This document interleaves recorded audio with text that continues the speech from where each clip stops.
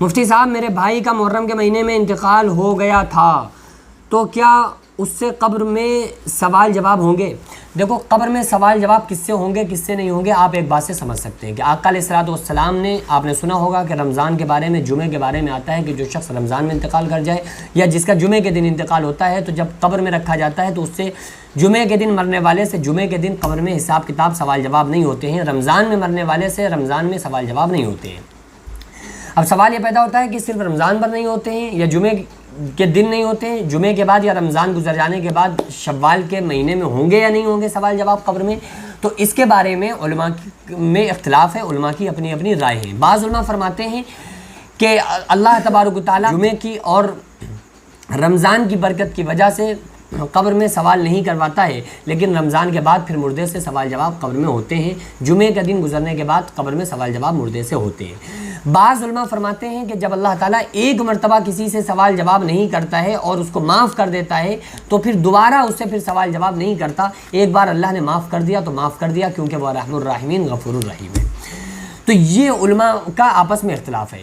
اب اصل چیز جو ہے وہ یہ ہے کہ اللہ تعالیٰ جس کو سزا دینا چاہتا ہے تو ظاہر سی بات ہے کہ اس سے پھر اس کے بعد میں سوال جواب ہوں گے، اور اللہ تعالیٰ چاہے گا تو اس کو کسی نہ کسی طریقے سے اس کو سزا ضرور دے دے گا، آخرت میں دے دے گا، جہنم میں دے دے گا، یہ تو قبر کا مسئلہ ہے۔ اور جس